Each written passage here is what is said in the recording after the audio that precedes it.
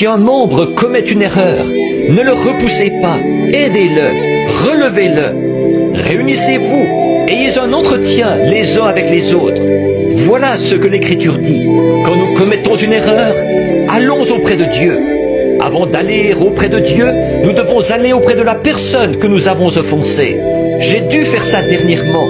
Je sais que j'avais mal agi, j'avais menti, j'avais incité ma femme à mentir.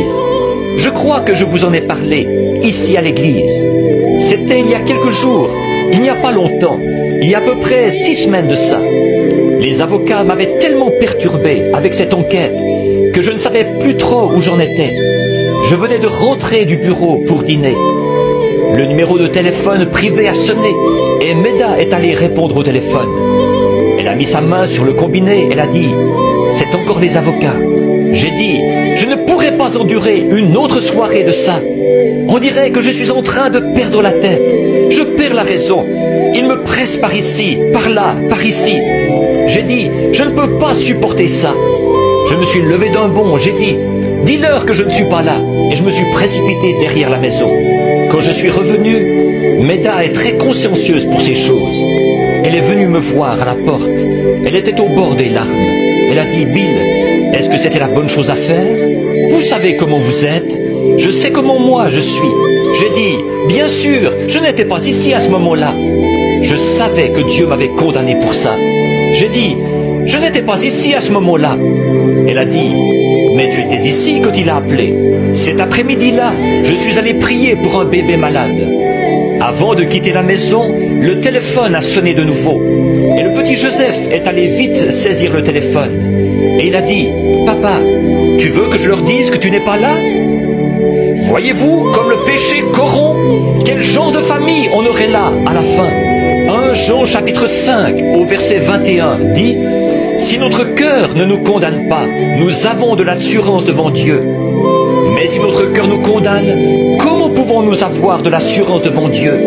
Nous savons que tant que nous avons un péché qui n'est pas confessé, il ne nous exaucera jamais. » C'est fort, mais l'Église a besoin de ces choses. Alors je me suis mis à prier pour ce bébé. Et au moment où j'allais lui imposer les mains, le Seigneur m'a repris. Il a dit « Tu as dit un mensonge, tu n'es pas digne de prier pour ce bébé. » Je me suis détourné de cet homme. J'ai dit « Monsieur, attendez-moi ici. Je dois aller rectifier quelque chose. » J'ai appelé l'avocat et je suis allé au bureau. Je l'ai fait venir. J'ai dit « Écoutez monsieur, j'ai dit un mensonge. J'ai fait mentir ma femme. Elle a dit que je n'étais pas là et je m'étais précipité derrière la maison. » J'ai confessé ça et je lui en ai parlé. Il s'est avancé et il a mis les mains sur mon épaule. Il a dit « Frère Branham, j'ai toujours eu confiance en vous, mais maintenant j'ai plus confiance que jamais. » Un homme, il a dit, qui est prêt à réparer ses torts. Je lui ai dit, je me suis mis à prier pour un bébé et le Seigneur me condamnait vraiment dans mon cœur parce que je savais que j'avais mal agi. Alors, le lendemain, ma femme m'a dit « Où vas-tu » J'ai dit « À ma caverne ». Et je suis allé à ma caverne, au nord de Charlestown, là où je vais depuis des années. J'y suis entré et j'ai prié toute cette journée-là. Oh Dieu, ne me laisse plus jamais faire une chose pareille. Pardonne-moi Seigneur, car au moment où j'allais imposer les mains aux malades pour prier, là j'ai eu la condamnation. Vers 3 heures de l'après-midi, je suis ressorti. Il y a un gros rocher juste là. Je suis monté sur ce rocher et je regardais en haut en direction de l'est, les mains en l'air, je louais le Seigneur. C'était tellement calme là-bas. Et j'ai dit, Seigneur, si seulement une fois tu as passé près de Moïse, il a dit que c'était quand tu l'avais caché dans le creux du rocher, que ça ressemblait au dos d'un homme.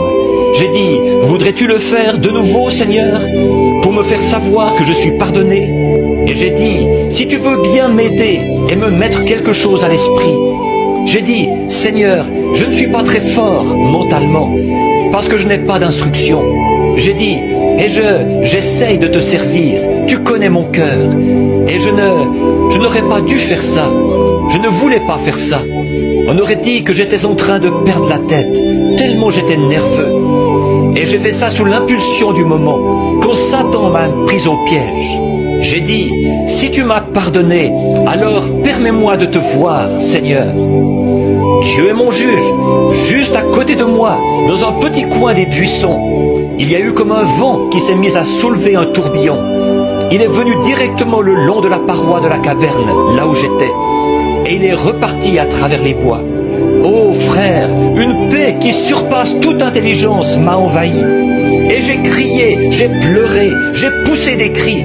Je sais que mes péchés m'ont été pardonnés.